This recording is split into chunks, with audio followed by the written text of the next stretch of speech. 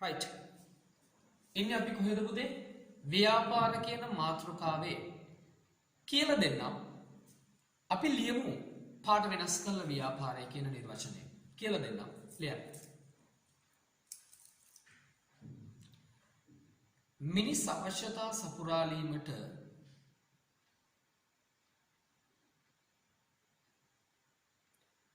මිනිස් අවශ්‍යතා සපුරාලීමට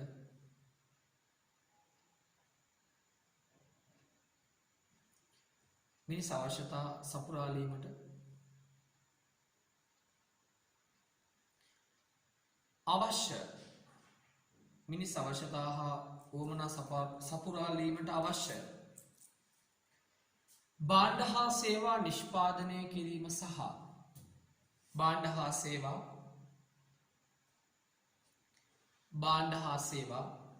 නිෂ්පාදනය කිරීම සහ භාණ්ඩ හා සේවා නිෂ්පාදනය කිරීම සහ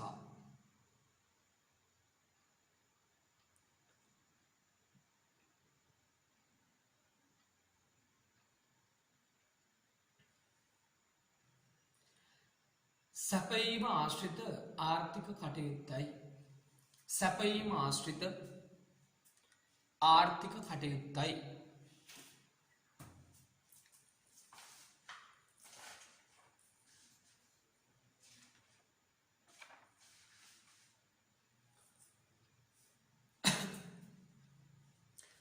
අහගෙන ඉන්නකො සරලම කඩයක් ගැන මම ඔයාලට කියලා දෙන්න. ඔයාට හැමෝටම දැන් උදේට කාලා ඇති. එහෙම නේද? උදේට කාලා ඉන්න බෑ කොහොම වුණත්. හරි. ඔයා උදේට කාලානේ ඉන්නේ දැන්. හිතමු ඔයා කාලා ඉන්නේ පේස්ට්‍රියක්.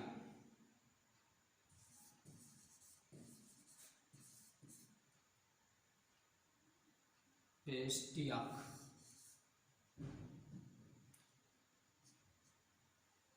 අපි පේස්ට්‍රිය ලියා ගන්න බැරුව දුක් වෙන හින්දා අපි කාලා ඉන්නේ රොටියක් කියලා ලියමු. ඒක ලේසි. ඔක්කොටම වඩා රොටියක්. ඒ ලෙවල් රොටියක්. අහගෙන ඉන්නකෝ කතාව. ඔයා තමයි ඒ ලෙවල් රොටි හදන කෙනා.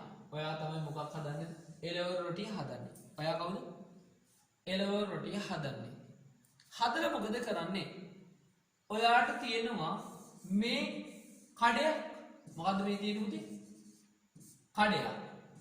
මොකද්ද තියෙන්නේ? කඩයක්.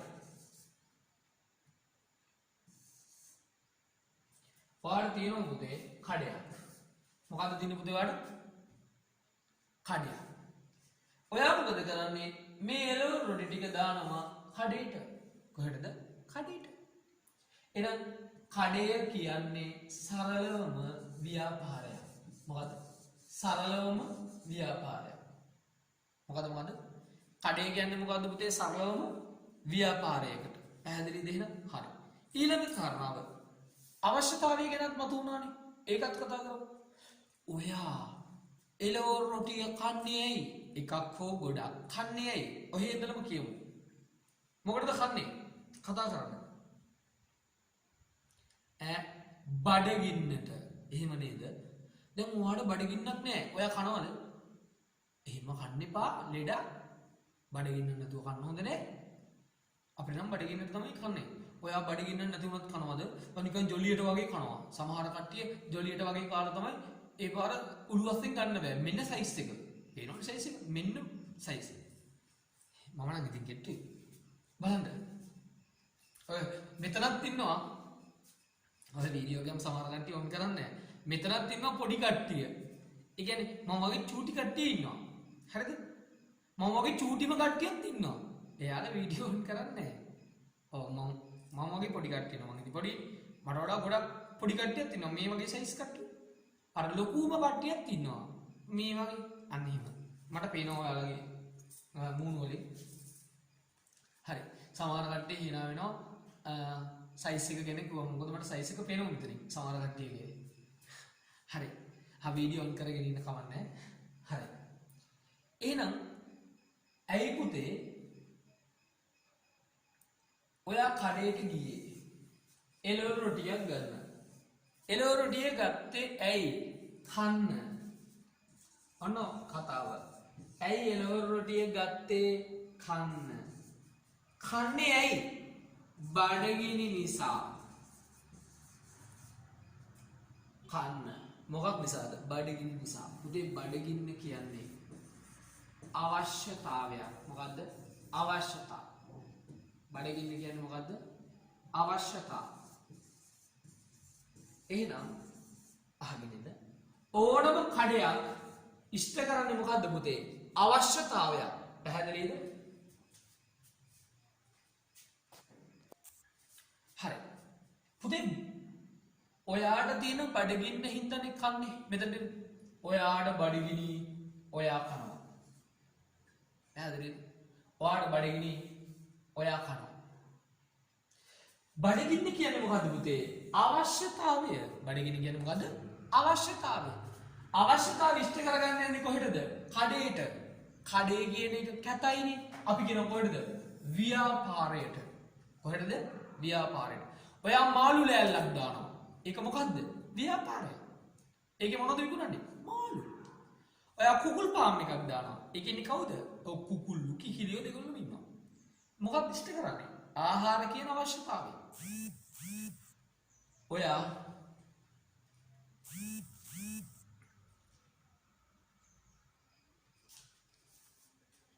right.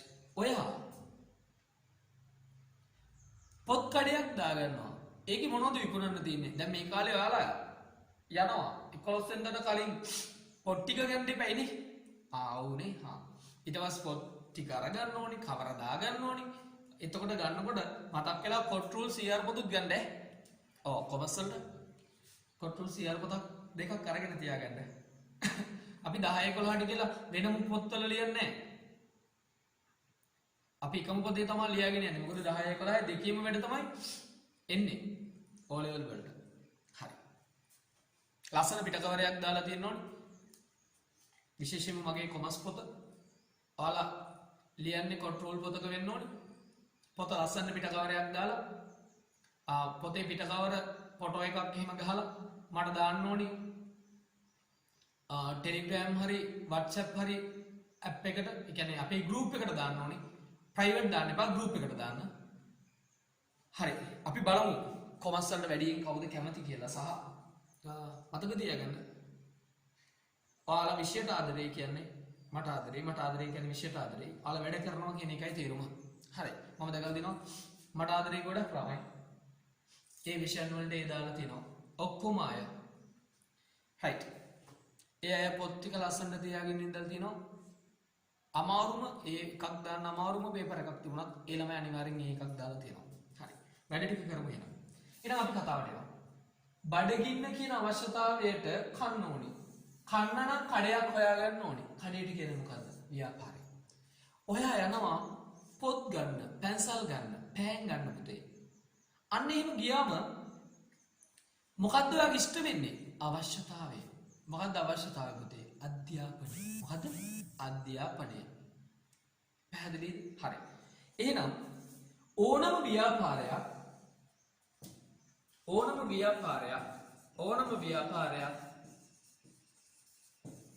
ඉෂ්ට කරන්නේ මොකද්ද පුතේ? මිනිස්සුන්ගේ අවශ්‍යතාව. මොනවද ඉෂ්ට කරන්නේ? මිනිස්සුන්ගේ අවශ්‍යතාව. ව්‍යාපාර ඉටු කරන්නේ මොකද්ද? මිනිස්සුන්ගේ අවශ්‍යතාව.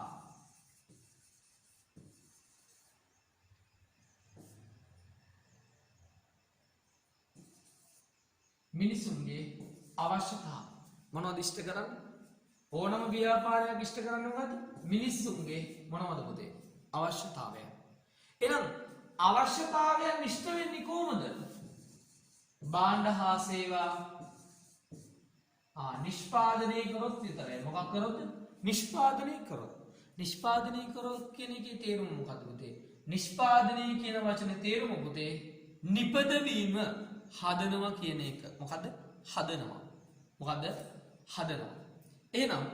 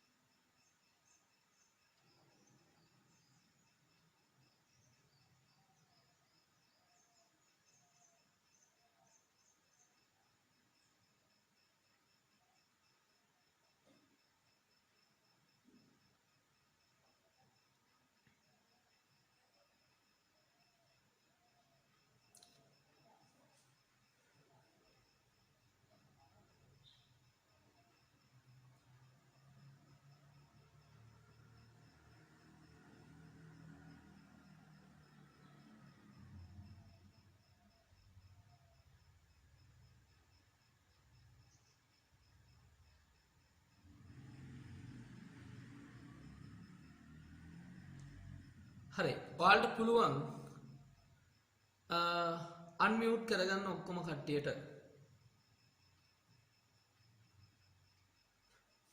අන්මියුට් කරගන්න. හයියෙන්ම කෑ ගහන්නත් එපා හොඳේ. නැත්තම් පන්ති කරන්න අමාරුයිනේ. හරිනේ. දැන් අපි කියමු ව්‍යාපාරවල නිර්වචනය.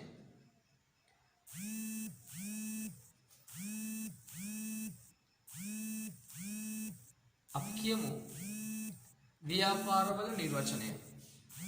තවමද මිනිස්සුන්ගේ අවශ්‍යතාවයන් ඉෂ්ට වෙන්න භාණ්ඩ සේවා නිෂ්පාදනය කරන ආර්ථික කටයුත්ත. ඔන්න ඔය වචන ටික ඕනේ. මොකද මිනිස් අවශ්‍යතාවයන් ඉටු කර ගැනීමට භාණ්ඩ හා සේවා නිෂ්පාදනය කරනු ලබන ආර්ථික කටයුත්තයි. කියමු මිනිස් අවශ්‍යතාවයන් ඉටු කර ගැනීමට භාණ්ඩ හා සේවා නිෂ්පාදනය කරනු ලබන ආර්ථික කටයුත්තයි. කියමු ඔයාට ඉගෙන ගන්න ඕනේනේ. අපි ඒකට කියන්නේ පුතේ අධ්‍යාපනය. මොකක්ද ඒකට කියන්නේ? අධ්‍යාපනය. ඉගෙන ගන්න ඕනේ. මොකක්ද අවශ්‍යතාවය? අධ්‍යාපනය. ඔය අධ්‍යාපනය සඳහා දැන් පොත් පෑන් ගන්න. පොත් පෑන් අඩි රූල් පැන්සල් මේ ටික ගන්න. යන්නේ කොහෙටද? කතා කරන්නේ. යන්නේ කොහෙටද? කඩේට. කොහෙටද? කඩේට. කඩේ කියන්නේ මොකක්ද? ව්‍යාපාරය.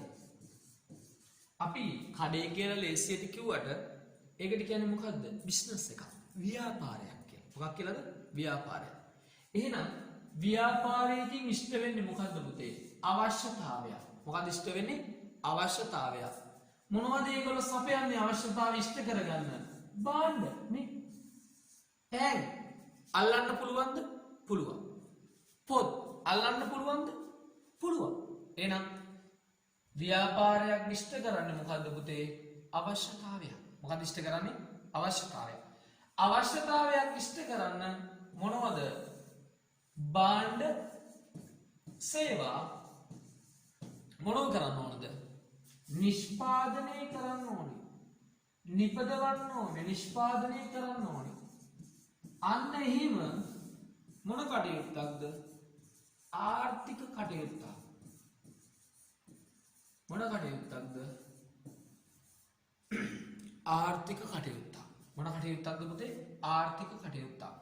එහෙනම් පැහැදිලි නේද දරු? අවසාන වතාවට ව්‍යාපාර කියන එක එකපාරක් නිර්වචනය කරමු. කියන්න. කොහොමද නිර්වචනය කරන්න පුළුවන්? මේ අවශ්‍යතාවයන් ඉටු කර ගැනීමට භාණ්ඩ හා සේවා නිෂ්පාදනය කරනු ලබන ආර්ථික කටයුත්තයි. එකම එක වතාවක් කියමු. මිනිස් අවශ්‍යතාවයන් ඉටු කර ගැනීමට භාණ්ඩ හා සේවා නිෂ්පාදනය කරනු ලබන ආර්ථික කටයුත්තයි. අපි කියන්නේ මොකක් කියලාද පුතේ? ව්‍යාපාර කියලා. මොකක් කියලාද? ව්‍යාපාර කියලා. පැහැදිලිද? පුරුදු පෑනෙල් ලියන්න යටින්. පුරුදු පෑනෙල් ලියන්න.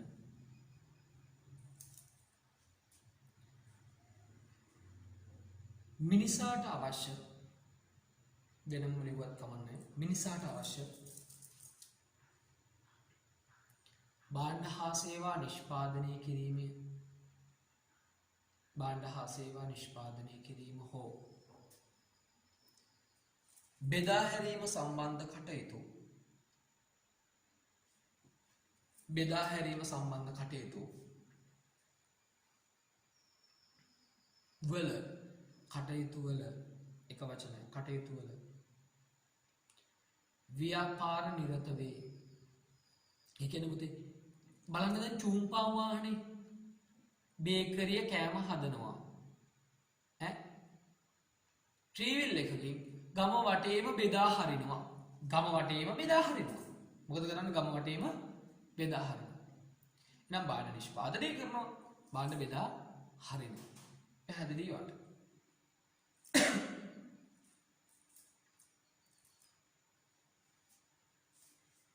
අතීතයේ පැවති ව්‍යාපාර වලට වඩා බලන්න පුතේ මම මේක ලියලා කියනවා.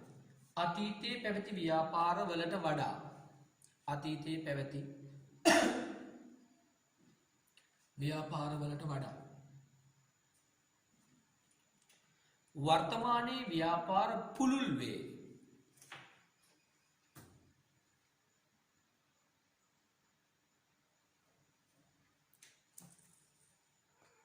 අතීතයේ පැවති ව්‍යාපාරවලට වඩා අතීතයේ පැවති ව්‍යාපාරවලට වඩා වර්තමානයේ ව්‍යාපාර ඉතා පුළුල් වේ. ඉතා පුළුල් වේ. උදාහරණයක් කියන්නද? ඔයාලගේ අම්මා ඔයා මම මගේ අම්මා අපි යන්නේ ෆුඩ් සිටියක් හොයාගෙන ඇයි ෆුඩ් සිටියක් හොයාගෙන යන්නේ? ඉස්සර නම් පුතේ එළවලු ගත්තේ පොලේ, පළතුරු ගත්තේ පොලේ, අලයි ලූණුයි ගත්තේ පොලේ වෙනම තැනකින්, මාළු ගත්තේ වෙනම තැනකින්, කුකුල් මස් ගත්තේ ෆාම් එකකින්. එහෙම නේද? හාල් ගත්තේ ගොයියන්ගෙන්, ගොවීන්ගෙන්. අපහාස කරා නෙවෙයි, අපි කියන්නේ නේද? ගොවියෝ. ගොයියෝන්ගෙන් තමයි ගත්තේ, ගොවියන්ගෙන්. හැබැයි දැන් ෆුඩ් සිටි ක්‍රමෙත් එක්ක හාල් නම් හාල් තියෙනවා, පොල් නම් පොල් තියෙනවා, කහ නම් කහ තියෙනවා. ඕන කස කසා ගන්න පුළුවන්, කහ කහ ගන්න පුළුවන් ෆුඩ් සිටියේ. අයිස්ක්‍රීම් තියෙනවා, චිකන් වර්ග, ඒ කියන්නේ චිකන් තියෙනවා, එතකොට අමාලු තියෙනවා නේද? ඒක කරවල වගේ දේවල් තියෙනවා, එක එක જાති තියෙනවා. බීම ගන්න පුළුවන්. බලන්න අලලුණු ගන්න පුළුවන්. එතකොට ෆ්‍රෙෂ් පළතුරු ටික ගන්න පුළුවන්, එළවලු ටිකක් ගන්න පුළුවන්.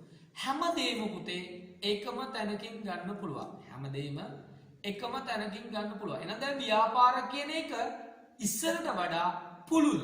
ඒ කියන්නේ ඉස්සරට වඩා සංවර්ධනය වෙලා කියන එක. ඉස්සරට වඩා සංවර්ධනය වෙලා. හැමෝම යන්නේ ෆුඩ් සිටියට. කවුරුත් යනවද කඩේකට? නැහැ. හරි. එහෙනම්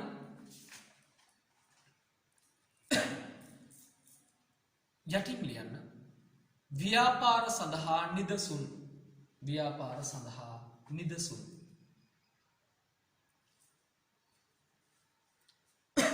ව්‍යාපාර සඳහා නිදසුන්.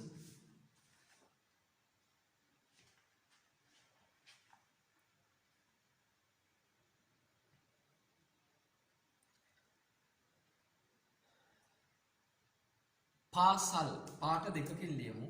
පාට දෙකකින්.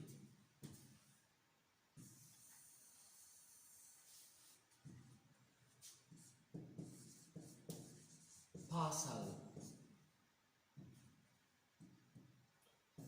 අධ්‍යාපනය පිළිබඳ අවශ්‍යතාවය.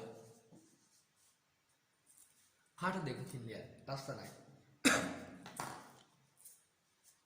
පාසල් අධ්‍යාපනය පිළිබඳ අවශ්‍යතාවය සපුරාලීම.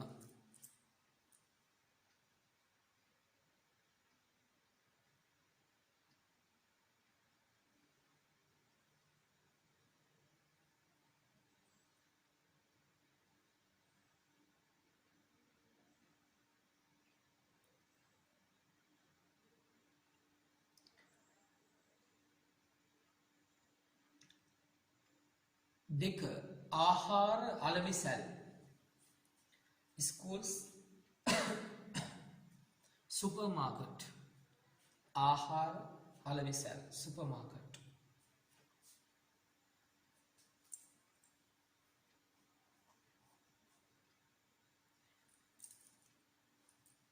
ආහාර පිළිබඳ අවශ්‍යතාවයන් සපුරාලීම. ආහාර පිළිබඳ අවශ්‍යතාවයන් සපුරාලීම.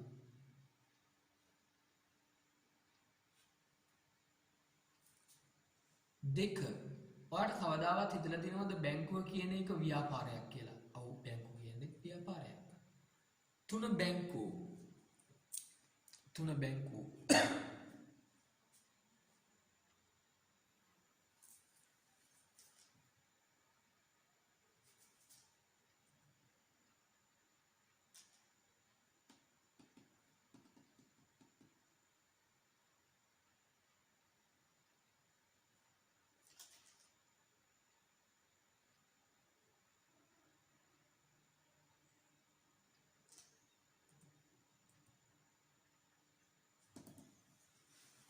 right.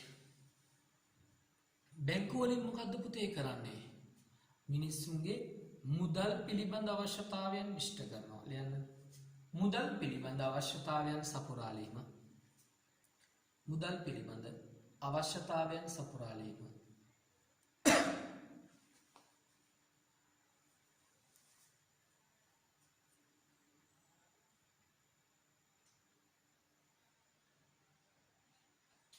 ඊළඟ එක නිමි ඇඳුම් අලවිසැල්. නිමි ඇඳුම් අලවිසැල්. නිමි ඇඳුම් අලවිසැල්. ඒකේ මොකද්ද සපුරාලන ලබන අවශ්‍යතාවය? ඇඳුම් පිළිබඳ අවශ්‍යතාවයන් සපුරාලීම. ඇඳුම් පිළිබඳ අවශ්‍යතාවයන් සපුරාලීම.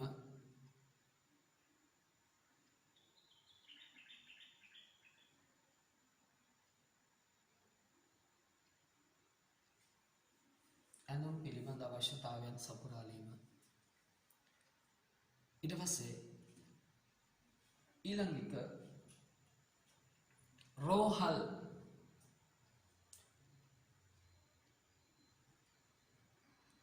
රෝහල් වලින් කරන්නේ ඔව් බෙහෙත් දෙනවා, බෙහෙත් දානවා, උපදෙස් අපයනවා, සියලුම දේවල්. එහෙනම් ලියන්න. සෞඛ්‍ය පිළිබඳ අවශ්‍යතාවයන් සපුරාලීම. සෞඛ්‍ය පිළිබඳ අවශ්‍යතාවයන් සපුරාලීම.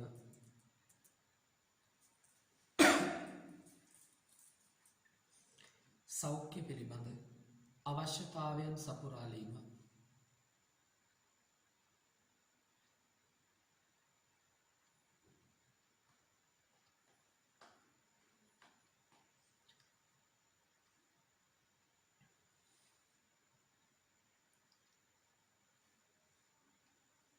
සංනිවේදන ආයතන. සංනිවේදන ආයතන දැන් ඔයාලට කරන්නේ Zoom app එක හරහා, Zoom එක හරහා dialog data යනවා. SLT ශ්‍රී ලංකා ටෙලිකොම් data යනවා. Mobitel, Airtel, Hutch මේ කියන ඒ වගේ data තමයි use කරනවා ඇත්තේ ඔයාලා. මොකද්ද මේ කරන්නේ? සංනිවේදනය. මොකද්ද ඒකට තේරුම? තොරතුරු හුවමාරු කර ගැනීම. එහෙනම් තොරතුරු හුවමාරු කිරීමට කියන්නේ මොකද්ද පුතේ? සංනිවේදනය. මැසේජ් කරනවා. මම ටෙලිග්‍රෑම් එක හදන්න කිව්වා. ටෙලිග්‍රෑම් එකේ මැසේජ් කරනවා, වීඩියෝ දානවා, ඔයාලගෙන් ප්‍රශ්න අහනවා. අන්න තොරතුරු හුවමාරුව. එහෙනම් අපි ඉක්මනින් ලියමු. සංනිවේදනයේ පිළිබඳ අවශ්‍යතාවයන් සපුරාලීම. සංනිවේදනයේ පිළිබඳ අවශ්‍යතාවයන් සපුරාලීම.